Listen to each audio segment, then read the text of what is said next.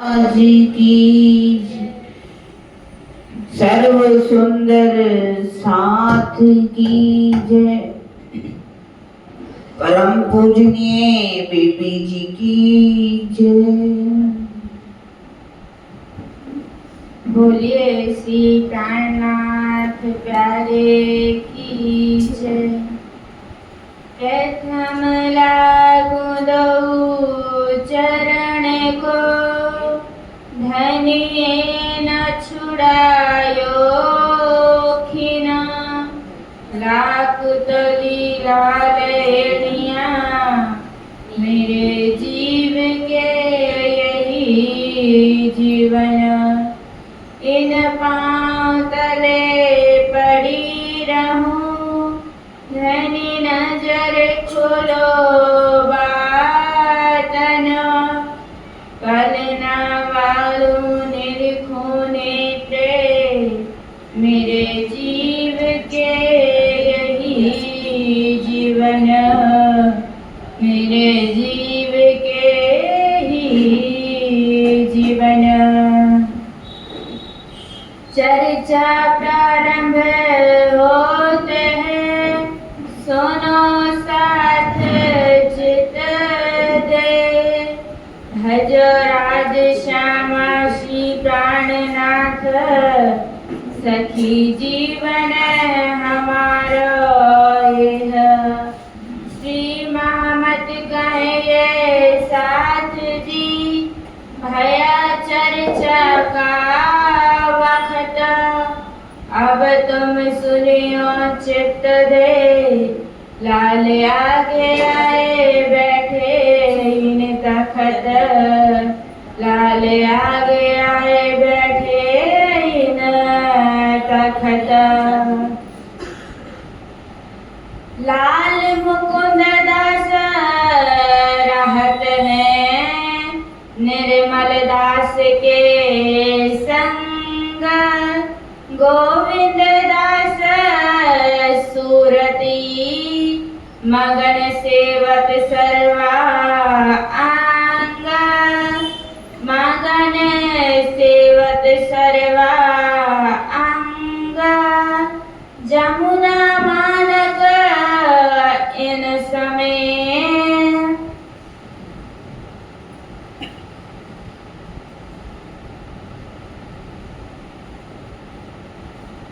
नाम से सब सुंदर सब।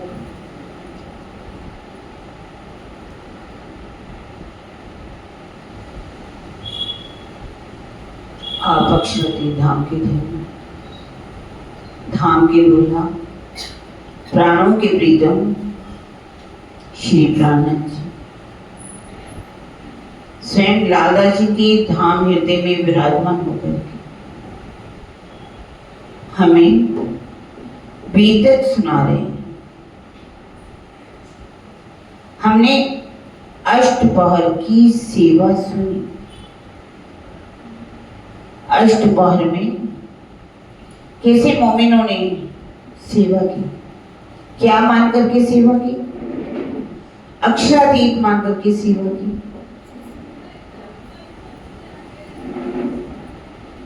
स्वयं लालदास जी, जिनके धाम हृदय में अक्षरातीत विराजमान है, उन्होंने सब कुछ अपना समर्पित कर दिया शेरजी साहिब के ऊपर। सेवा कब होती है? जब अपनी मैं खुदी को समाप्त कर दिया जाता है। सेवा वही कर सकता है, दूसरा कोई भी सेवा नहीं कर सकता। सेवा करने वालों की आप सोचिए प्रशंसा होती रहेगी? ऐसा नहीं। जो घोड़े पर सवार होता है ना, गिरता वही है, और एक ना एक दिन बस घोड़े पर पूरी तरह से सवारी कर देता है। इसी तरह से ही सब सुंदर साथ ने सेवा की। अष्टपहर की सेवा के पश्चात हमने 36 कारखानों का भी वर्णन सुन रहे हैं। कैसे उन्होंने 36 विभाग बना दिए लालदास जी को, कहा कि अब ये सेवा आप कीजिए। अब वहां पर क्या होता है, 1750 जब आते हैं, बाईजू राज जी सोचती है कि मैं अपने धनी के होते हुए ही इस संसार में जीत करके चलूं। जीती बाजी, बाजी जो थी उन्होंने जीती। कैसे बाजी जीत ली? 1750 में ही उन्होंने अपना तन छोड़ दिया।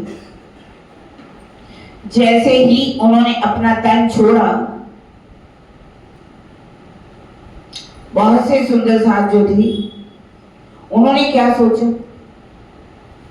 कि बाईजू राज जी चली गई हमारे बीच में से, हम अपने बाईजू राज जी के बिना कैसे जिए।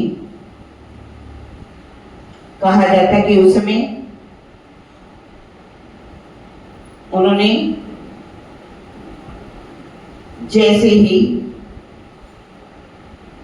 उनके भौतिक शरीर को अग्नि दी। आज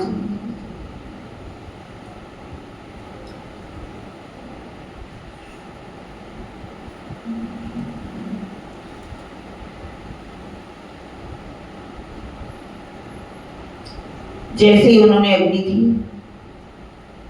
बहुत से सुंदर साथ जो कहने लगे कि हम बाईजू राज जी के बिना जी नहीं सकते। जलती हुई चिता में उन्होंने अपने शरीरों को डाल दिया। जलती चिता में वो भी जल गए। कहा जाता है उसी समय बाईजू राज जी ने स्वयं आकर के सुंदर साथ को दर्शन दिए। क्या कहा? क्या मैं तुमसे अलग हूं? क्या मैं तुम्हारे पास नहीं हूं? आपने मेरे भौतिक शरीर को तो देखा, मेरे अंदर बैठी आत्मा को नहीं देखा।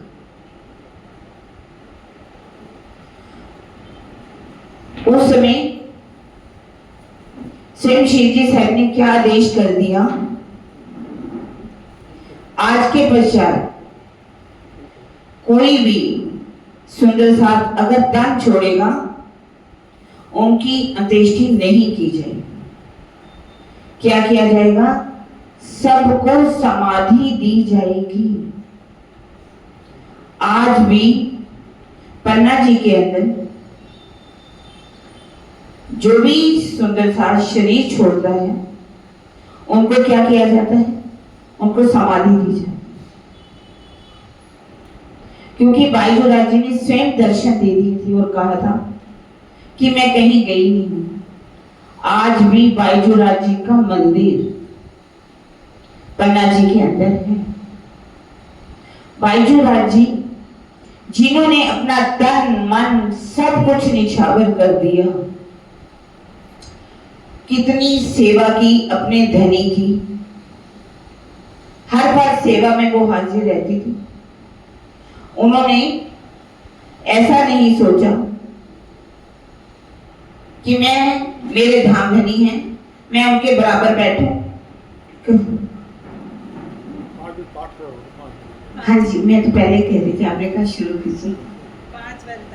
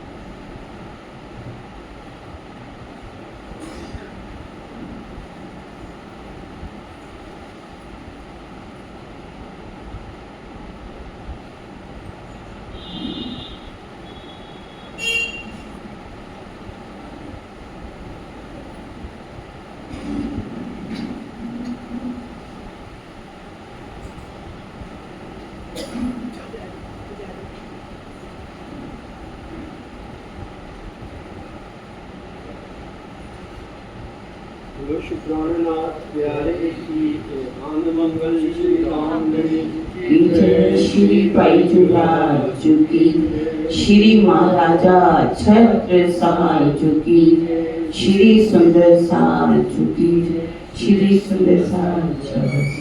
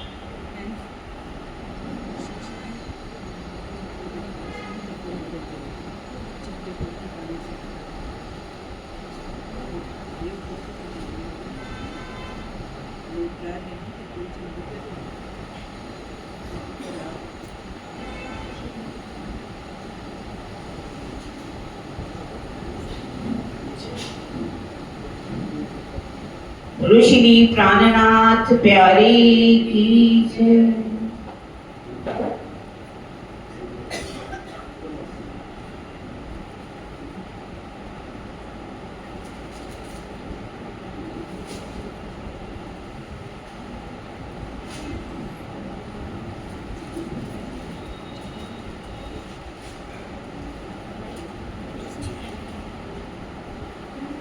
बैजूनाथ जी के बारे में प्रसंग चल रहा है, जिन्होंने दर्शन दिया सुंदर साथ को कि हर पल में तुम्हारे साथ हूं। आज हम जब सुंदर साथ वहां पन्ना जी में जाते हैं, जिन्होंने कितनी सेवा की, अपने धनी को रिझाया, और हम सुंदर साथ वहां क्या करने जाते? बैजूनाथ मंदिर में जाकर की जैसे दुनिया में देवियों की पूजा की जाती है, वहां जाकर के मन्नत मांगते, नारियल चढ़ाते, श्रृंगार चढ़ाते हैं, साड़ियां चढ़ाते। कभी हमने ये सोचा जो उन्होंने करके दिखाया, अपने धनी को कैसे रिझाया, हम भी उनके रास्ते पर चले। हमें अगर बीतक सुननी है तो हमें उस रास्ते पर भी चलना होगा। इसी तरह से ही जैसे कि एक काशी में भट्टाचार्य थे, बहुत बड़े विद्वान थे। वो अपने आप को क्या मानते थे कि मैं अवतारी पुरुष हूं। घर आए, अपनी पत्नी को क्या कहा कि आप मेरी आरती उतारिए। उनकी पत्नी ने क्या कहा, कह दी मैं आपकी आरती उतार सकती हूँ यदि आप पन्ना जी में जाकर के प्राणनाथ जी से शाश्वत कीजिए, उनको हराकर आ जाइए, मैं आपकी आरती उतारूं। बहुत बड़े विद्वान थे भट्टाचार्य जी। उनको अपने ज्ञान के ऊपर बहुत अहंकार था। कहा जाता कि जब अहंकार आता है ना किसी को, तो समझ लीजिए कि वो पतन क्यों। ज्ञान यदि आ जाए तो ज्ञान क्या सिखाता है? विनम्रता सिखाता। जहां ज्ञान होगा वो झुकना सीखेगा। उन्होंने कहा ठीक है मैं जाऊंगा। सारा कह रहे बैलगाड़ी के ऊपर अपने जितने वेद शास्त्र उपनिषद थे लाद ली और चलिए पन्ना जी की ओर। वहां शिव जी साहब को तो पता चल ही गया कि भट्टाचार्य जी आ रहे, और मुकानदार जी थे ना जो, उनको भी ऐसा लगा कि अब मुझे शास्त्र के लिए पहनना पड़ेगा। किसी काम का बहाना बना करके वो भी चल गए। उन्होंने कितने स्वरूप की पहचान की। इधर शिवजी साहब ने क्या किया, कुछ 8-10 साल की जो बालिकाएं थी उनको आशीर्वाद दिया, वरद हस्त अपना उनके शीश के ऊपर रखा और वो खड़ी होगी जाकर के जिस रास्ते पे भट्टाचार्य जी आ रहे थे। वो क्या बोलने लगी, ना ईश्वर ना मूल प्रकृति ता दीन की कहूं आपा बीती, निज लीला परम बाजहित जाकी इच्छा मूल प्रकृति, कोट ब्रह्मांड नजरों में आवे खिन में देखे पल में उड़ा। अब ऐसी ऐसी चर्चा चुपाइयां जब भट्टाचार्य जी ने सुनी, कहने लगे कि मेरा ज्ञान तो निराकर तक है, और ये कहाँ की बात करें, ना ईश्वर ना मूल प्रकृति, जब आदि नारायण भी नहीं था, ये प्रकृति भी नहीं बनी थी, निराकार का मंडल भी नहीं था, तादीन की कहूं मैं आपा भी थी, मैं तब की बात बता रहा हूं। निज लीला ब्रह्माचरित जाकी इच्छा मूल प्रकृति, अक्षर ब्रह्म जिसकी नजरों से कोट ब्रह्मांड बनते और मिट जाते, ये तो वहां की बात कर रहे हैं। उस समय उन्होंने बहुत से प्रश्न उन्हीं बालिकाओं से पूछे, बालिकाओं ने उनको इस तरह से जवाब दे दिए, वो उन बालिकाओं के सामने ही नतमस्तक हो गए। कहने लगे जहां की छोटी छोटी बालिकाएं इतना ज्ञान रखती हैं, मुझे उनका दर्शन करना चाहिए।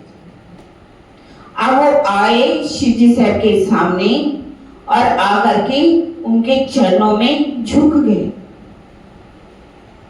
और देखिए झुके ही नहीं, पूरी तरह से समर्पित हो गए। निगमार्थ दीपिका, विद्वत दमनी, ये किताबें जो आज दिन तक जिनका अर्थ भी दुनिया नहीं कर सकती, वो किताबें जो हैं उन्हीं के द्वारा लिखी गई। उन्होंने स्वरूप की पहचान कर ली और बहुत बड़े योगी थे।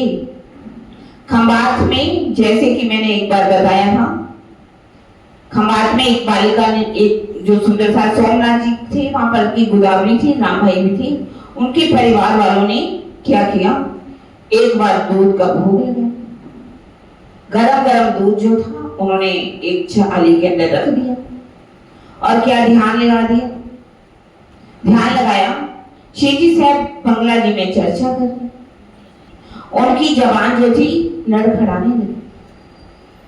जब उनकी जबान लड़खड़ाने लगी तो यही भट्टाचार्य जी वहां थे। उन्होंने कहा क्या हुआ, कहने लगे कि एक सुंदर साथ ने बड़ा गरम गरम दूध लगाया, भोग लगाया, और ध्यान के द्वारा पहुंच गए कहां पर, जहां ध्यान लगाया, भोग लगाया गया था, खंबात के अंदर। और वहां जाकर के उन्होंने देख लिया कि कैसे एक सुंदर साथ ने गरम गरम दूध का भोग लगाया, और आकर के बताया कि वास्तविकता है। ये थे वो भट्टाचार्य जी। और इसी तरह से ही एक सुंदर साथी मुकुंद दास जी, मुकुंदू कहते थे, उसके छोटे बचपन का नाम था। लखनऊ के अंदर मलियाबाद की बात है। वो गाय चराने के लिए, भेड़ बकरियां चराने के लिए बाहर गए और उनके घर का दरवाजा किसी ने आकर के खड़काया। माता बैठी हुई थी। कहने लगे कौन? कहने लगे मुकुंदू से मिलना है मुझे। कहते मुकुंदू से मिलना है आपने? हाँ, मुकुंदू से मिलना है मुझे। वो तो बाहर गया हुआ चराने के लिए भेड़ बकरियां इत्यादि। कहने लगे कि जब वो आए शाम को तो बोलना पन्ना जी में तुम्हें प्राणनाथ जी याद कर रहे। कहने लगी ठीक है। थोड़ी देर बाद ही वो बालक आया। कहने लगा माँ मुझे बड़ी भूख लगी है, मुझे भोजन दो ना। माँ ने थाली भोग की बनाई, भोजन की रखी और उसके सामने रख दी।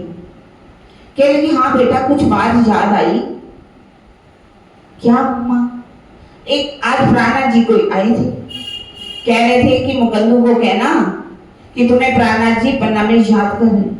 कहते मुझे ही याद कर रहे पन्ना जी में? प्राणा जी याद कर रहे हैं। अच्छा मैं मिल के आता हूँ पहले, फिर आके रोटी खाऊं। रोटी रख दी वही पर, थाली खाई नहीं, चल दिए। पता नहीं प्राणा जी को पन्ना जी कहाँ पर, चल दिए। जब बाहर थोड़ी देर चले तो एक स्वरूप ने उनको दर्शन दिया। कहने लगे मुकंद कहाँ जा रहे हो? कह रहे पन्ना जी में कोई प्राणा जी रहते हैं, मैं उनके पास जा रहा हूँ। कहते मालूम है? कहते नहीं। चल मैं तुम्हें लेकर के चलता हूँ। याद कीजिए कौन सी घटना, कैसे देवचंद्र जी की। वैसे ही वो उनके साथ चल रहे, बातें कर रहे हैं। ऐसा उनको लगा उचित समय में कहाँ पहुंच गए? पन्ना जी के अंदर। श्री जी साहब वहां बैठे चर्चा कर रहे। सुंदर साहब को बुलाया, बाहर जाओ और देखो एक सुंदर साहब आया है, उसका नाम मुकद्दस, लेकर के उनको आओ। अब वो जाते हैं और देखते हैं कि अदृश्य हो गए, जो लेकर के आए थे वो गेट पर खड़े हुए। वहां जाकर के उन्होंने कहा तुम्हारा नाम मुकद्दस जी? के देखो। अब वो अंदर लेकर के उनको गए, जाकर के चरणों में प्रणाम किए। अब वो वहीं पर ऐसा समर्पित हुए, वहीं उन्होंने ध्यान सीख लिया, ज्ञान सीख लिया, सब कुछ सीख लिया, आरती सीख ली। जब सब सीख लिया, कुछ समय बाद श्री जी साहब ने क्या कहा कि अब आपको जाना चाहिए, जागने का कार्य करो, आपने सीख लिया बहुत कुछ। कहते हाँ अगर आप कहते तो चलता। कुछ समय, बहुत कुछ टाइम निकल चुका था। उन्होंने कहा कि एक उनको ड्रम दे दिया, होते हैं ना जो नगारा, और एक किताब दे दी जिसमें सेवा पूजा इत्यादि कुछ लिखा हुआ, लेकर के आगे मलियाबाद में। अब वो घर नहीं गए, वहां जाकर के उन्होंने कुटिया से बनाई और वहां जाकर के आरती शुरू की, नगारा बजाने लगे, बहुत मस्ती में डूबने लगे। वहां कुछ चारों तरफ मुसलमान लोग रहते थे, उनको बड़ी तकलीफ होने लगी कि ये रोज ही सारा दिन अपना नगारा ही बजाता रहता, कुछ ना कुछ गाता रहता। कहने लगे कि उन्होंने इतना उनको तकलीफ देनी शुरू करी, पर जिनकी मस्ती में कोई फर्क नहीं, ये अपनी मस्ती में डूबे रहते थे। जब वो अब उन्होंने कभी कुछ भेजना शुरू किया, कभी कुछ भेजना शुरू करने लगे, ये तो हटने लगी। अब इनको हमें ही उठाना पड़ेगा। उनको उठाया जोर से, वहां धक्के लगा लगा के वहां से निकाल के बहुत दूर लेके मारते मारते। जैसे ही सब वापस आए, ऐसा क्या हुआ, वहां पर एक बहुत बड़ा होती है मधुमक्खी का छज्जा था। वो मधुमक्खियां ना जाने कहां से उड़ी, सारी जिन्होंने उनको मारा था चिपक गई। सबके हाथ मुंह पैर सब सूज गए, शरीर पूरा सूज गया। बहुत इलाज करा रहे हैं लेकिन ठीक नहीं हो। सबने कहा कि आखिर बात क्या, ठीक क्यों नहीं हो रही? कहने लगे आपने जो गलती की है याद करो उसको। क्योंकि उन्होंने कहा कि आपने जिस को वहां पर यहाँ से निकाल करके शख्स को भेजा है, जाइए उनसे माफी मांगिए और लेकर के आइए। अब वो लेकर के आते हैं, माफी मांगते हैं और उनको कहते हैं कि हम ही अपने हाथों से आपको मंदिर बना करके देंगे। मंदिर बना करके दे दिया उनको। उन्होंने कितना वहां पर प्रचार किया, प्रसार किया, सबको जगाया। क्योंकि शिव जी साहब के पास से जब आ रहे थे तो उन्होंने कहा था कि आप अपनी जीभा निकालिए। उस जीभा पर क्या लिख दिया? श्री। क्योंकि जहां राज स्वयं उन्होंने स्वयं लिखा हो तो उनके पास क्या कमी होगी। कितनी जागनी हुई वहां पर। आखिर के समय में मुकुंद दास जी ने जीते जी ही समाधि, और वहां कहा जाता है कि एक बार एक बारात निकली। बारात जब निकल करके गई तो जैसे मत्था टेकने आते हैं, शादी हो मृत्यु हो, कुछ भी हो, मंदिर में मत्था टेकने तो जाते हैं। घोड़ी बाहर खड़ी कर दी और कहा कि जाओ अंदर मत्था टेक करके आओ। वहां पर जब अंदर गए तो वहां चर्चा हो रही थी।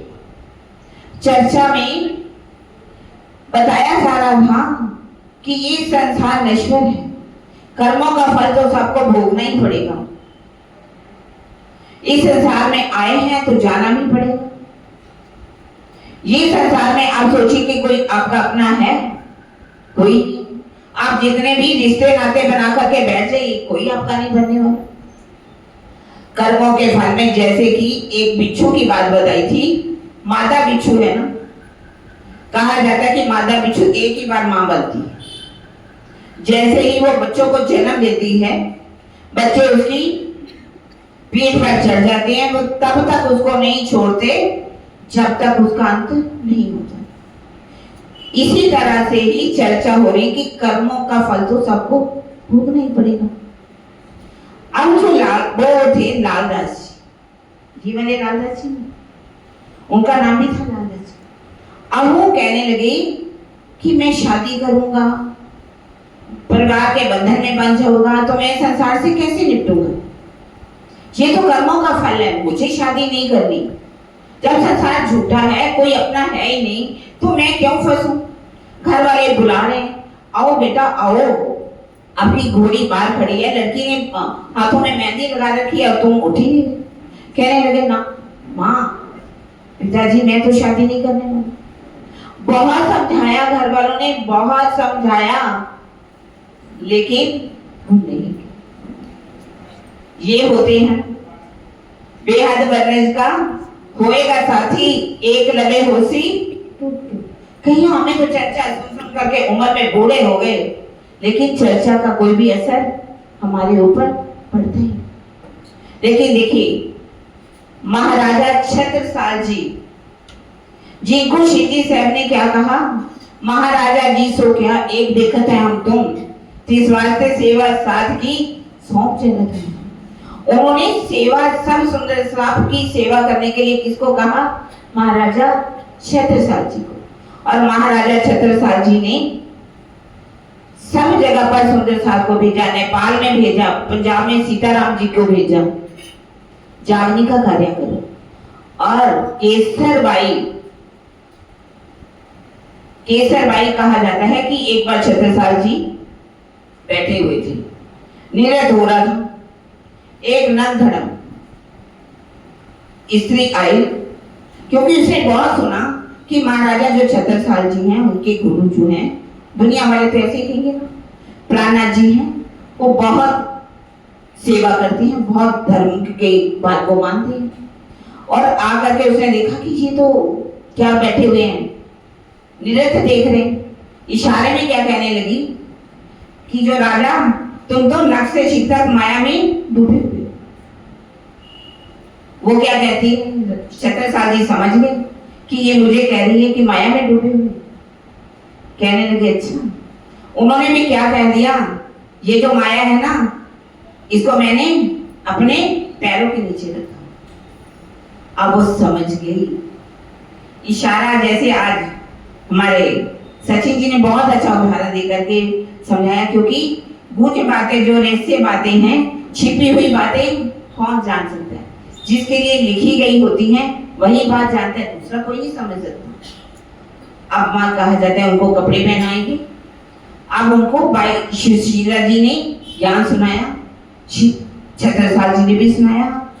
अब वही केसरबाई, जहां पर नौतनपुरी में बिहारी जी का धाम कम हो चुका है, गादी खाली है, कोई नहीं था वहां पर, सुंदर साथ भी कोई आता जाता नहीं था।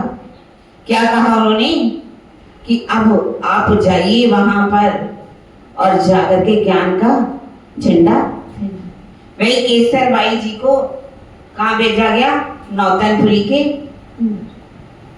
जिन्होंने ज्ञान सबको, सबसे पहले आज वहां जाएंगे नौतनपुरी में, केसरबाई जी का नाम आता। इसी तरह से ही बहुत से प्रसंग हैं जो इस वाणी के अनुसार चलते हैं। जिन्होंने वाणी के मर्म को समझ लिया, संसार को समझ लिया कि ये सपने का स्वरूप है, हमें इसमें नहीं डूबना। उनमें से एक घटना है, औरंगजेब बादशाह था, उनकी बेटी थी बदरुन्निसा। बदरुन्निसा जो थी, उसके ऊपर वाणी का इतना प्राणा जी का प्रभाव पड़ गया। कहा जाता है कि एक बार बहुत ही सुंदर थी, बहुत अति सुंदर। एक बार उसकी इच्छा क्या हुई कि मैं देखूं कि मैं कितनी सुंदर हूं। उनके पिता औरंगजेब जी थे, उनके पास बाहर से किसी ने क्या भेजा था, बहुत सुंदर दर्पण भेजा था। उसने सो कहा कि जाओ, दासी को कहा जाइए और आप शीशा लेकर के, दर्पण जो लाई थी पिताजी, उसको लेकर के आई। अब वो दासी जो थी, उसके मन में भी क्या आया कि मैं भी देखूं कि मैं कैसी हूं। अब जैसे उसको देखते देखते चल रही, रास्ते में ऐसा एक थंब आया, उससे टकराई और शीशा चकनाचूर। जैसे ही शीशा चकनाचूर, डर गई कि अब क्या होगा, अब कैसे होगा, अब तो मुझे कुछ भी, जेल भी हो सकती है, कष्ट भी दिया जा सकता है। थोड़ी देर हुई तो उन्होंने दूसरी दासी को कहा कि जाओ देखो क्या बात है। वो शीशा लेकर के आई। अब जब पता चला उसको कि दर्पण तो टूट चुका, कहने लगी बहुत अच्छा हुआ, अगर ये दर्पण टूट गया, ये मैं दर्पण को देखती, मैं अपने रूप रंग को देखती तो मेरे अंदर कुछ भी अहंकार आ सकता। अच्छा हुआ दर्पण ही टूट गया। और वो सागर के दलपति जी से इतना प्रेम करती थी, उसने घर बार त्याग दिया और वहीं पर बुंदेलों की, वहीं पर आकर के शिवजी साहब के जो छत्रसाल जी की फौज में दाखिल हो गई और लड़के का रूप में बैठ गई।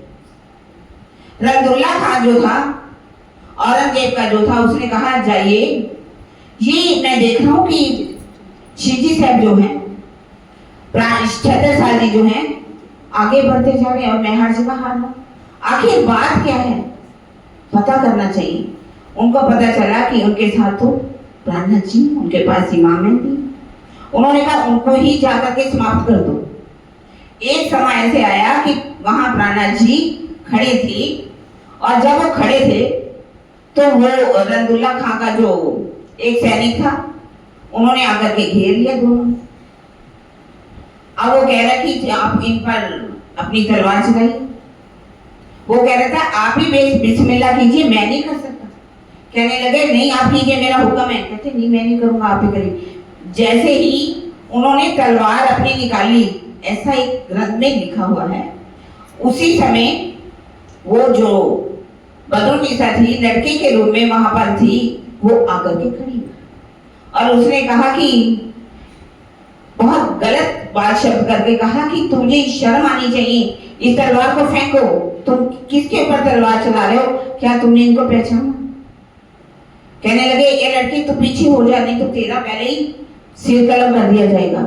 उसने कहा जाता कि ऐसे वस्त्र पहन रखे थे, पाग बांध रखी थी, पाग को हटा दिया और वो अति सुंदर सुंदरी जो कि बदरुन्निसा थी, उसको देख करके वो जो रंगदुल्ला खां था वो भी कांपने लगा। कहने लगा शहजादी आप कहाँ यहाँ पर खड़ी हो, आप कहाँ? कहने लगी तुमने पहचाना नहीं, तुम इनके ऊपर तलवार चलाना चाहते हो, यहाँ से अगर अपनी जिंदगी चाहते हो तो यहाँ से भाग जाइए। अब वो डरता मारा वहां से चला, सोचा कि मेरी तो जिंदगी बख्श दी, अगर ये चाहे तो मेरे को आज ही कत्ल करवा सकता। शिवजी साहब ने उनको देखा कि इन दोनों का प्यार है और उन्होंने लिखा है कि उनकी आपस में, उन्होंने कहा था मैं जब तक बुंदेलखंड आजाद नहीं होता मैं शादी नहीं करूंगा, लेकिन प्यार देख करके उन्होंने उनको पानी ग्रहण करा दिया, उनका बंधन बांध दिया। इसी तरह से ही अब शिवजी साहिब वहां पर चर्चा करते, सुंदर साथ कैसे सेवा करते। अब 36 कारखाने की सेवा किसको दी गई? लालदास जी। लालदास जी को सेवा क्यों दी गई? क्योंकि वृंदावन जी जो सेवा करते थे वहां पर, उन्होंने कहा ये सेवा मुझसे नहीं होती। यहां तो खींचातानी होती है ना सेवा में, हर कोई खींचातानी करता। अगर हम प्रकरण पढ़ें, एक तो गत संसार की जो खींचा खींच कर आपा तो साथी धाम के है हम में मूर्मन, उस प्रकरण को पढ़ी। जिन सुध सेवा की नहीं, ना कुछ समझे बात, काहे को गिनावे साथ में, ना सुसुपा ना साखी। हम वाणी जानते हैं, इस प्रकरण की एक छुपाई है, तारतम सब समझई, धाम सैया हम बहन, तो भी क्रोध छूटा नहीं, ये भी लगे दुख भी। जब तक हम इस खींचातानी को छोड़ेंगे नहीं सुंदर साथ जी, तो क्या हम अपने धनी को खुश कर पाएंगे? खुश नहीं कर पाएंगे। वृंदावन जी कह रहे हैं कि मुझसे सेवा नहीं हो रही, आप ये सेवा किसी और को सौंप दीजिए। और लालदास जी को ये सेवा सौंप दी गई। कुछ समय के लिए दोनों ने क्षमा की थी, क्योंकि छत्रसाल जी को जगाने के लिए जाना था। बाद में उन्होंने 36 कारखाने बनाए, 36 विभाग तैयार कर दिए, हर विभाग का एक हेड बना दिया गया और कहा कि जिसको जरूरत है वो आकर के मुझसे बातचीत कर सकते। अब देखिए सुंदरसा जी, ट्रस्ट बनाया जाता। ट्रस्ट में किसको लेना चाहिए, बहुत अच्छी बात समझाई जाती है। ट्रस्ट का मतलब क्या होता है? विश्वसनीय, जिस पर विश्वास किया जा सके, उसी को तो ट्रस्ट में रखा जाना चाहिए। उसके अंदर कुछ गुण भी होने चाहिए। यदि उनके अंदर गुण नहीं है तो ट्रस्टी बनने का भी हकदार नहीं। जैसे कि उसके अंदर संवेदनशीलता होनी चाहिए, करुणा होनी चाहिए। यदि उसके अंदर करुणा नहीं है, वो किसी के दुख को क्या समझेगा? वो तो अपनी दादागिरी करेगा, अपनी बुजुर्गी दिखाएगा, अपनी प्रतिष्ठा दिखाएगा। वो एक सुंदर साथ के अंदर क्या चाहना है वो नहीं समझेगा। मान लीजिए किसी को तकलीफ है, वो अपनी बता रहा है कि मुझे ये तकलीफ है, मेरा इलाज कराना चाहिए। 5000 की जमात है जिन्होंने अपना घर बार समाप्त कर दिया, छोड़ दिया। अब वो वहां पर अपनी झुग्गियां बना करके रह रहे हैं, चारों तरफ सब तक सामान पहुंचाया जा रहा है। अगर वो आकर के कोई बात करते हैं, अगर ट्रस्टी उसको ध्यान से सुनेंगे नहीं, तो वो अपना दुख भी नहीं बता पाएंगे। इसलिए संवेदनशीलता होनी चाहिए, जो कि ट्रस्ट में रखा जाता है। और हमारे लालदास जी अपने सुंदर साथ की एक एक इच्छा को पूरी करते। उनको मालूम है कि सुंदर साथ का दुख क्या है, और उनके अंदर दूरदर्शिता भी होनी चाहिए। दूरदर्शिता का मतलब क्या है? दूरदर्शी होना चाहिए कि मुझे क्या करना है, किस तरह से अपने सुंदर साथ को आगे बढ़ाना है। हम अगर सुंदर साथ को ज्ञान नहीं देंगे, उनको आगे नहीं बढ़ाएंगे, उनसे प्यार नहीं करेंगे, तो वो कैसे हमारे पास आएगा? हम अपनी रहनी नहीं दिखाएंगे सुंदर साथ जी, क्या कोई आएगा हमारे पास? हमारी रहनी देख करके तो कोई आएगा? हम प्यार करना चाहते। वाणी क्या कह रही? ये लश्कर सारा दिल का, सो सब दिलवरी चाहे, दिल अपना दे उनका लीजिए, जो चरणों तले। ये लश्कर सारा दिल का, ये कौन है? हमारे कोई गाय भैंसे नहीं है, बकरियां नहीं है, ये सुंदर साथ जिनको जिस तरह से मर्जी ले जाएं। ये परम धाम के वो सुंदर साथ हैं, धनी के वो लाडले सुंदर साथ हैं। ये हमारे धनी के अंग हैं, जिनको कितना प्यार करना चाहिए। यदि हम उनसे प्यार करेंगे, उनसे बात करेंगे, तभी तो अपने दिल की वो बात हमें बताएंगे। तभी तो कहा है लश्कर सारा दिल का। सब सुंदर साथ क्या चाहते हैं? किसी को खाने की जरूरत नहीं है। आप मीठे शब्द बोल दीजिए दो प्यार के, आप उनका दिल जीत सकते हैं। आप उनके दिल में बैठ सकते हैं। एक छोटी सी बात है, अगर आप किसी के आगे झुक जाते हैं ना थोड़ा सा, एक आदमी था, वो जो चौकीदार बाहर खड़ा होता है, जिसको सिक्योरिटी गार्ड भी कहते हैं, वो जब भी जाता उसको कहता नमस्कार नमस्कार करके वो चला जाता। वापसी भी आता तो भी नमस्कार करता झुक करके। सिक्योरिटी गार्ड उसको बहुत प्यार करता था, सोचता हर रोज देखता था कि वो मुझे करता है। एक बार ऐसा हुआ कि कोई मशीन जहां पर फ्रीजर था बहुत बड़ा, उस फ्रीजर को थोड़ी सी उन्होंने सोचा कि मैं लाइट बंद करना भूल गया, इसको मशीन को बाहर ऐसा वो सब निकल करके जा चुके थे, उसका दरवाजा ऑटो लॉक था, बंद हो गया। अब वो अंदर ही, बाहर से दरवाजा अंदर से खुलता नहीं, सिर्फ बाहर से ही खुल सकता है। अब जिससे बहुत प्यार करके वो प्रणाम करके जाता था, नमस्कार करके जाता था, आज वो देख रहा है कि क्या बात है, आज तो वो आई नहीं, क्या बात है, वो ऐसा कभी हुआ ही नहीं कि उसने मेरे को प्रणाम ना की हो, तो ऐसे ही निकल गया हो। वापिस गया वो वही बार जहां उसकी ड्यूटी थी, उसने दरवाजा खोल करके देखा तो वो अंदर बंद था। अगर आज उसकी विनम्रता नहीं होती, उसके अंदर प्यार नहीं होता उनके प्रति, छोटा सा इंसान समझता कि ये छोटा है, मैं इसको प्रणाम कैसे करूं, मैं इसको कैसे झुक करके नमस्कार करूं, आज वही उसकी जिंदगी का कारण। नहीं तो वो फ्रीजर इतना था, थोड़ी देर में ही वो बर्फ पूरी तरह से बच जाता और निकल नहीं। हम सुंदर सार के अंदर भी वाणी सिखा रही है, सुंदर सार जी भी तक हम सुन रहे हैं, लेकिन हमारी रहनी अगर नहीं बदली तो क्या फायदा होगा हमारा भीतर से। श्री जी साहब ने हमें कैसे विनम्रता सिखाई। हाजी व्यास के पास जाते हैं, हाजी व्यास के पास कैसे सहनशीलता से 2 महीने तक क्या सुनते हैं उनकी भागवत, जिनके अंदर स्वयं इलम का सागर लहरा रहा हो, जिनके अंदर स्वयं अक्षातीत बैठे हों, वो उनकी भागवत सुन रहे। और समय आने पर उन्होंने प्रश्न कर दिया कि ये 84 लाख योजन का मंदिर कहाँ, क्या वो बता पाए? 84 लाख का योजन मंदिर क्या, वो नहीं बता।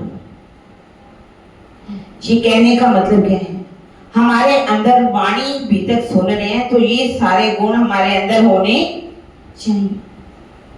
इसीलिए कह रहे हैं कि उनके अंदर ये सब जो भी हमारे ट्रस्ट मेंबर हों, उनके अंदर वो सब प्यार वाला गुण होना चाहिए, दूसरे का दर्द समझना चाहिए।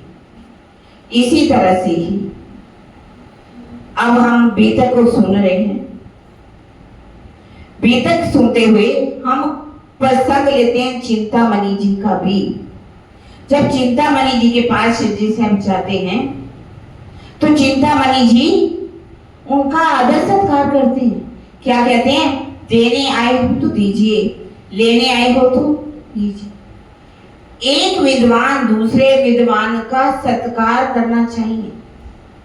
एक संगीतकार को दूसरे संगीतकार का सम्मान करना चाहिए। या खींचा खींच जहां हो जाती है ना सुंदर साहब जी, एक दूसरे को सोचे कि मैं बड़ा, मैं क्यों झुकूं, तो कभी हम आपस में प्यार कर सकेंगे?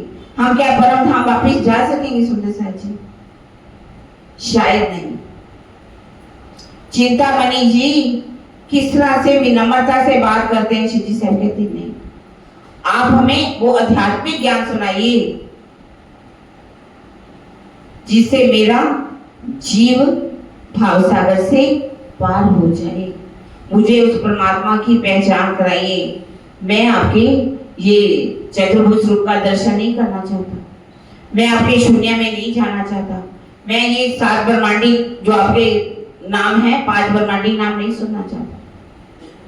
तो उन्होंने किस तरह से कबीर जी की वाणी के ऊपर चर्चा हुई। अब देखिए, और अगर हम आगे बढ़े, मस्कत बंदर में जाते हैं। मस्कत बंदर में शिव जी साहब किस तरह से वहां समझाते हैं लोगों को, लेकिन लोग सुनते हैं। हम घबरा जाते हैं। अगर हम किसी को समझाने चले, हम सोचते कि अगर इन्होंने सुनी नहीं हमारी बात तो हम कैसे सुनाएं। सुना नहीं उन्होंने, लोगों ने बहुत सी बातें भी की, पर कदम कौन से उतरते। रेहो दुनिया बाबरी खोवत जन्म गवार, मदमाती माया की छाकी सुनत नाही।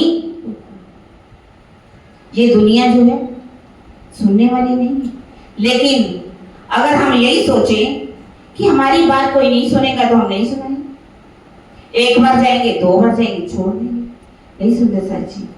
जागने का जो कर्तव्य हमारा बनता है, हमें जागने का कार्य करना है और वो करना ही जरूरी है। भले ही एक बार किसी को सुनाओ, नहीं सुने तो कोई बात नहीं, दूसरी बार सुनाओ तो नहीं। लालदास जी सुदागर के पास जालनामा किताब लेने जाते हैं, एक बारी 15 दिन तक जाते हैं किताब लेने के लिए, लेकिन वो किताब नहीं देता। फिर कहता है मेरे पास तफसीरें हसैनी है, फिर भी वो नहीं देता। तो वो घबराते नहीं है, शिजी साहब कह रहे हैं तो उनका कर्तव्य मान करके बात को रख करके वो बार बार जाते हैं। अब वाणी हमारी जो हमें बता रही है कि सब सुंदर साथ को भी वाणी का मंथन करना है। सुंदर साथ ए सतवाणी मथ के लियो जो इनको सार, इन सार में कई सत्य सुख सो मैं निर्णय करूं। हमें जो कर्तव्य है हमारा, जो हम तारतम लेते हुए राज्य से वायदे करते हैं सुंदर साथ जी, उन वायदों को हमें पूरा करना चाहिए। अगर वायदा पूरा नहीं करेंगे तो जैसे कि हम भले किसकी जयकारे लगाते रहे, चित्र की पूजा करते रहे, उनके क्षेत्र की पूजा नहीं की तो कोई भी फायदा। प्राणा जी की जयकारे लगाने कुछ भी होने वाला नहीं है। अगर राज्य कैसे खुश होंगे, यदि हम कुछ करेंगे तो राज्य भी तो हम पर रिझ जाएंगे ना, हम भी तो रिझाना चाहिए। राज्य क्या कह रहे हैं, मैं लिखे है तुमको, एक बार करो मोहे साध, 10 बेर जी जी करूं कर कर तुमको। राज्य कह रहे एक बार मुझे रिझा लो, अपनी आत्मा को जागृत कर लो, स्वयं भी जागृत हो जाओ और दूसरों को भी जगाओ। ऐसा नहीं कि हम मेले भंडारे करते हैं सुंदर साथ जी, खाते हैं पीते हैं चले जाते हैं। क्या हमने कभी किसी परवाही को जागने की कोशिश की? क्या जगाया? आज हम अपने बच्चों को भी ज्ञान नहीं दे सकते, अपने बच्चों को नहीं समझा पा रहे, तो आगे कैसे हमारा संप्रदाय कैसे चलेगा? इस बात की सोचना चाहिए। ये बीतक हर साल सुन रहे हैं, हर साल सुन रहे हैं। हमारी रहनी बदलनी चाहिए, हमें ये सोचना चाहिए, वायदा करना चाहिए कि सुंदर साथ जी हम एक ना एक को अपना ज्ञान जरूर सुनाएंगे। किसी को भी अगर सुनाएंगे तो क्या होगा? राज्य तो खुश होंगे। देवचंद्र जी कितना खुश होते थे जब कोई नए सुंदर साथ को जगा करके उस पर वारी वारी जाते थे, बलिहारी जाते थे कि मैं आपके ऊपर क्या वार दूं। यदि हम भी सुंदर साथ को जगाएंगे, राज्य के सामने हमारा मुख कैसा होगा? सुंदर साथ जी ऊंचा होगा, ऐसा तो नहीं नीचे मुख करके बैठेंगे। क्या बोलते हैं, आंखा क्यों उठाऊंगी मुझे मारेगी बड़ी। हम राज्य के सामने नजरें झुका करके बैठेंगे।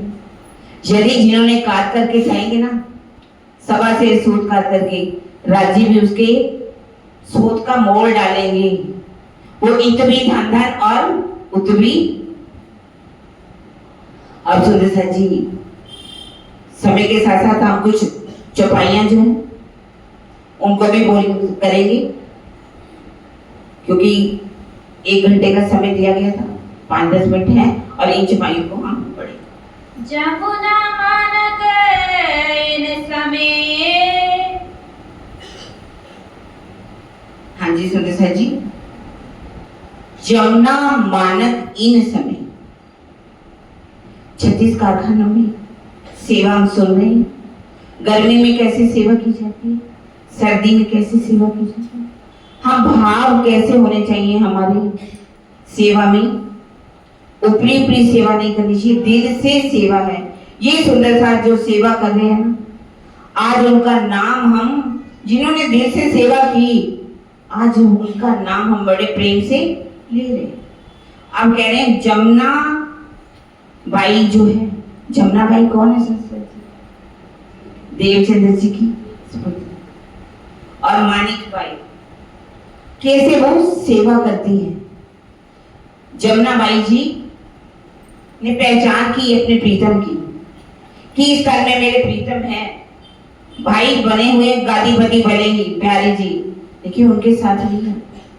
लेकिन अपने धनी को पहचान करके शिव जी के ऊपर अपना जीवन समर्पित कर दिया। अब क्या करते हैं? रामबाई आखिर में ये सेवा जो है हर समय उपस्थित रहती है और आखिर में ये सेवा कौन करती है? रामबाई जी आकर के इस सेवा को करने लगी। ये सबे हुई बल्लभ से, वल्लभदास जी ने इस सेवा को बहुत अच्छी तरह से निभाया। हकीकत खां भेजत है, हकीकत खां जी शिव जी की सेवा में हाजिर है। वो सेवा क्या करती है? तरह तरह के इत्र लाके लेकर के आती है ताकि गर्मी का मौसम हो, बड़े बड़े मटके लेकर के खरीद के लाते हैं, रख देते हैं, क्योंकि उनको मालूम है कि थोड़ा थोड़ा खरीदेंगे तो महंगा पड़ेगा, इसलिए मटके भर करके ले आते, ला करके रखते हैं। और बंगला जी के अंदर जैसे कि हमने बताया था कि चिक्के कैसे बनाई जाती हैं, गेरुआ कपड़ा लगाया जाता है, डोरी से बांधा जाता है, कैसे जल छिड़काया जाता है, जल में वो इत्र डाल दिया जाता है ताकि हमारे सुंदर साधु खुशबू में भाव है, सेवा के भाव। इस तरह से वो सेवा करते हैं हकीकत खां जी। छिड़कत है सब सेज पर, शिव जी की सेजा के ऊपर भी उस इत्र को छिड़का जाता है। गंगा रामायण समय ये सेवा गंगा राम जी करते हैं, लेकर के कौन आते हैं? हकीकत खां जी, लेकिन सेवा को गंगा राम जी करते हैं। मिही वस्त्र पहन के, मिही वस्त्र पहनेंगे शिव जी साहब के लिए। पहनने के लिए कौन से वस्त्र हैं?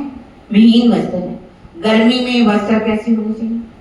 गर्मी के, और सर्दी में सर्दी, ऋतु के अनुकूल सेवा करते हैं। प्रेमदास ल्यावे, पूरे अष्टपहर में हमने देखा वस्त्रों की सेवा कौन करते हैं? प्रेमदास जी। अब प्रेमदास जी को मालूम है कि कौन से वस्त्र चाहिए, कौन से नहीं।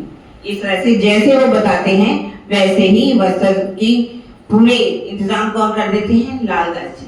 मालूम है उनको कि कितने कैसे वस्त्र चाहिए, वो ला करके देते हैं। आखिर को इन पे अंतोगत्वा ये सेवा किसके पास आ जाती है? नंद राम पासे जावे, नंद राम जी के पास आती है। आई तेरे बल्लभ पास। अब कुछ सदस्य सेवा नहीं कर पाते, कहते ठीक है हमसे नहीं हो पा रही, जहाँ कोई कारण है, जिन्होंने मांगी होती है वो सेवा उनको दे दी जाती है। इस तरह से ये सेवा वल्लभदास जी के पास आ जाती है। या पे सब सेवा को बोझ, सेवा का सब उत्तरदायित्व किसके पास है? वल्लभदास जी के पास है। बहुत मेहनत इन करी, ये बहुत सेवा करते हैं, बहुत परिश्रम करते हैं कि किस तरह से मैं अपने धनी को रिझा सकूं। सब सेवा की खोज, सेवा मांगी नहीं जाती, सेवा खोज खोज करके लाई जाती है। जिसके दिल में सेवा करने का भाव होता है ना, वो सेवा करते हैं। मुक्ति सेवा तूने सु कहूं, जो तू अंतर आड़ो टाल, अनेक विध सेवा तनी तूने बसी तत्काल। मुख से कहा जाए कि ये सेवा करो तो वो सेवा नहीं है। सेवा अपने भाव के साथ होती है और वो खोज खोज करके करते हैं कि कौन सी सेवा मुझे करनी है, वो सेवा करते हैं। महाजी भाई इन समय, महाव जी भाई इस समय में क्या करते हैं? आए पोरबंदर से, वो पोरबंदर से आए हैं। वो पोरबंदर क्या बताया था? सुदामापुर की चर्चा हमने सुनी थी, वहां से वो आते हैं। सेवा नर राखवे की, वो कौन सी सेवा करते हैं? शाही की। अनार से जो है शाही बनाई जाती है, पूरे कुज्जे रखे हुए हैं उन्होंने, उनमें सेवा लेकर के सुंदर साथ को कहते हैं जिसको भी शाही चाहिए वो सेवा शाही ले लीजिए, क्योंकि सुंदर साथ जो चर्चा हो रही है उसको लिख रहे हैं, जो वाणी उतरती है उसको लिख रहे हैं, इस तरह से पत्रियां लिखी जा रही हैं, वही खाते बनाए जा रहे हैं। सारी सेवा जिन जिन के पास है उनको पूछा जाता है कि आपको शाही चाहिए तो आप शाही ले लीजिए। और पत्री लिखवे की सेवा, पत्र लिखने की भी वो सेवा करते हैं। आसवाई इन समय, आसवाई इन समय, आसवाई कौन? लालदास, जिनके अंदर आसवाई की आत्मा, वो इसमें आकर के क्या करती हैं? लागत है चरण, चरणों में आकर के प्रणाम करती है शिव जी से, क्योंकि उनको क्या कहते हैं? श्री राज हित कर बुलावत, शिव जी साहब उनको बहुत ही प्रसन्नचित होकर के उनको बुलाते हैं। उनको बुजुर्ग सखी कहा गया, बहुत वाणी में भी आई सखी बुजुर्ग। ऐसा नहीं, परम धाम में कोई बुजुर्ग सखी नहीं, परम धाम में वाहिदत है, सब सखियां एक बराबर हैं, सब आत्माएं एक बराबर हैं। पर यहाँ पर जो कुर्बानी जितनी करेगा उसको उतना ही फल मिलेगा, वो उतना ही उनको धन्य धन्य कहा जाएगा। जैसे कि इंद्रावती जी की आत्म ने कितनी कुर्बानी की ब्रिज में, कैसे कुर्बानी की रास में, सारी शोभा किसको मिली? इंद्रावती जी को। नाम श्रृंगार शोभा सारी मैं भेख तुम्हारो। क्या कहती इंद्रावती जी अपने धनी को? मैंने तो अपने धनी को रिझा लिया, अब मैं अपने प्रीतम को कैसे रखूंगी? तोता बना करके। कौन ऐसी बात कर सकता है? तोता कौन बना सकता है अपने धनी को? जिसने सब कुछ वार दिया, जिसने कुर्बानी की, समर्पित हो गए, वही ये बात कर सकते हैं। यहाँ पर भी परम धाम में कोई इंद्रावती नहीं, कोई वहां पर लाडबाई नहीं, कोई कुछ नहीं, सब एक है। जहां पर जो भी सेवा करेगा, जिस तरह की सेवा करेगी वैसे शोभा उनको मिल जाती है। इसी तरह से उनको प्रसन्न होकर के उनको बुलाते हैं शिव जी से, लाड आसबाई को, और उनसे बहुत प्रेम करते हैं, इसलिए उनको कहते हैं कि आई बाई बुजुर्ग। श्री महामती कहे सैयन को, श्री महामती कहे सैयन को। श्री महामती जी सुंदर साथ को क्या कह रहे हैं? ये सेवा के कहे साथ। ये कौन सी सुंदर साथ के नाम लिए सुंदर साथ जी? सेवा के कहे साथ। वो सेवा कौन करता है? सेवा वही करता है, आगे पढ़ी, कहाँ ते ही खड़े रहे, वो सेवा में वहां तक खड़े रहते हैं जाके धनिये पकड़े हाथ, जाके धनिये पकड़े हाथ। जाके धनिये पकड़े हाथ के, जिनको स्वयं अक्षाती धाम धनी माया से निकालते हैं, माया से निकाल करके अपने चरणों में ले लेते हैं, वही सेवा कर सकते हैं। राजी उनको दिल में ले लेते हैं कि मुझे इनसे सेवा लेनी, ऐसा हालात बना देते हैं। लालदास जी से सेवा लेनी थी ना सूरत में, इतनी जमात इकट्ठी हो गई थी, उनके 99 जहाज डुबो दिए और उनको चरणों में ले लिया। माया के काम तो सारा संसार करता है, माया के लिए हम दुनिया कार्य करती है, माया वालों के लिए काम करेंगे, भले पूरा दिन कोलू का बैल बने रहेंगे, लेकिन जिन्होंने जिन सुंदर साथ ने अपने धनी को अक्षरातीत मान करके सेवा की, पहचान की, सब कुछ समर्पित कर दिया। भले मुकांदास जी की भी बात कर रहे हैं, मुकांदास जी की पत्नी जिनकी शादी हुई थी नई नई, और उन्होंने हाथों में मेहंदी लगी हुई है, क्या कहा कि तुम मेरे साथ चलना हो तो चलो, मैं जहां से अपने धनी के बिना नहीं रह सकता, मैं जा रहा हूं। उन्होंने कहा यदि शादी करनी थी, सन्यासी लेना था, तो शादी करने की क्या जरूरत थी? आप सन्यास ले लीजिए, मैं सन्यास लेने वाली नहीं हूँ, मैं आपको छोड़ सकती हूँ लेकिन मैं सन्यासी नहीं बनूंगी। उन्होंने अपनी नामी वार्ता को भी छोड़ दिया और मुकुंद दास जी, जिनके अंदर नवरंग बाई की आत्मा कहा गया, उनको भी कितनी बड़ी शोभा मिली, कुर्बानी की, जिनको धाम धनी ने चरणों में ले लिया, माया से निकाल लिया तो अपने चरणों में ले लेते। इसीलिए क्या कहा है, यहाँ रही खड़े रहे जाग के धनिये पकड़े। अब हम सभी सुरसाद जी वेदक को सुना इतने दिनों से। चौपाई को धराने से पहले मैं इतनी जरूर बात कहूंगी, यहाँ पर सुंदर साहब ने बहुत प्रेम दिया।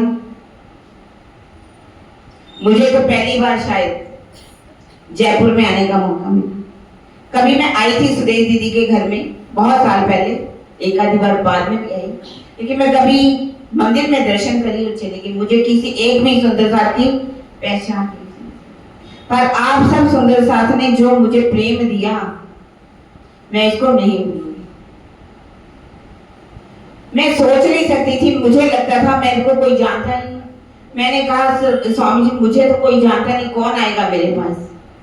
कहते देखो, आप धनी को जाहिर करो, आप राज्य को जाहिर करो, राज्य की बात करो, प्रेम की बात करो, सब सुनेंगे, सुनते हैं, ऐसा नहीं कि नहीं सुनते। आप यदि राज्य को जाहिर करने निकलोगे ना सुंदर साहब जी, तो आपको सब पूछेंगे। यदि हम अपने आप को जाहिर करने निकलेंगे, कौन पूछेगा हमें? कोई नहीं पूछेगा। जैसे कि एक राष्ट्रपति की पत्नी है, वो आकर के यहाँ खड़ी हो जाए, कहे मैंने डबल एमए की है, मैंने पीएचडी की है, कोई कहेगा तो हमें क्या लेना देना। यदि एक ही बात कह दे कि मैं राष्ट्रपति की पत्नी, तो सब उसका क्या करेंगे? सत्याग्रह। हमें भी राज्य को जाहिर करना है, अपने आप को जाहिर करने के लिए नहीं करना। सुंदर साहब जी, मार प्रतिष्ठा पैदारो जो दगा देत बीच, इसलिए धनी की ओट लेकर के चले। आप सब सुंदर साहब के बीच में आए, जहां मैं एक ही का नाम नहीं लूंगी सुंदर साहब जी। मुझे मालूम है जहां बहुत सुंदर साहब ने सेवा की, सब सेवा करे, और मैं एक का नाम लूं शायद मुझसे नाम भूल जाए कुछ, और कोई दूसरा कहे कि यहाँ तो नाम ही होने के लिए तो मेरे ये सब सुनने वाले भी, चाहे वो सुनने वाले हो, चाहे भोग लाने वाले, चाहे गाने वाले, सबने प्यार दिया। मैं सब सुंदर साथ की ऋणी हूँ सुंदर साथ जी। और सच बात है कि मैं ये भी कहूंगी कि मैं शब्द कभी आप लोगों सुंदर साथ के बीच में कोई मुझसे ऐसे भी शब्द निकल गए हों जो मुझे ना कहने हो, तो मैं आप सबसे क्षमा प्रार्थी हूँ। आपका प्यार लेकर के जा रही हूँ, झोलियां भर भर के जा रही हूँ। और सबसे बड़ी बात, हमारे शायद प्रधान जी, मुझे इतना अच्छा लगा सुंदर साहब जी जब इन्होंने मुझे फोन करके बुलाया। आलोक जी, जिनका मुझे कल फोन आया कि आपको आना है, मैं अपने आप को इसके काबिल ही नहीं मानती सुंदर साहब जी। मैं तो चरणों की धूल हूँ आपके। मैं तो पहले दिन भी आराम से चली गई, मैंने बैठी पीछे जा करके, मैं वहां से वापस लौट करके आ गई। मुझे ऐसा कोई नहीं कि हमें जाकर के कोई आगे बिठाए, हमें हार डाले, नहीं सुंदर साहब जी। हार पहनाने का मतलब क्या है? हम पहले ही हार गए। हमें संसार से हार करके जाना है, माया को हरा करके जाना है। माया को हराने का मतलब क्या है? अपनी माया को हम छोड़ करके धनी के चरणों में जाएंगे, धनी के ऊपर ध्यान लगाएंगे, उनको जाहिर करेंगे, तो हम इस संसार में जीत करके जाएंगे। यदि हम अपनी बुजुर्गी के लिए कोई सोचे कि मेरी वाह हो, तो इन सब चीजों के लिए हम क्षमा प्रार्थी। हमें नहीं जरूरत सुंदर साहब जी, ना मैं चाहूंगी कि कोई मेरे लिए दो शब्द भी बोले। इन शब्दों के साथ मैं अपनी वाणी को विराम दूंगी और हम चौपाई को दोहरा देंगे। सुंदर साथ जी चौपाई दोहराएंगे। श्री महामति कहे सैयन को, श्री महामति कहे सैयन को, ये सेवा के कहे सार, सेवा के कहे साथ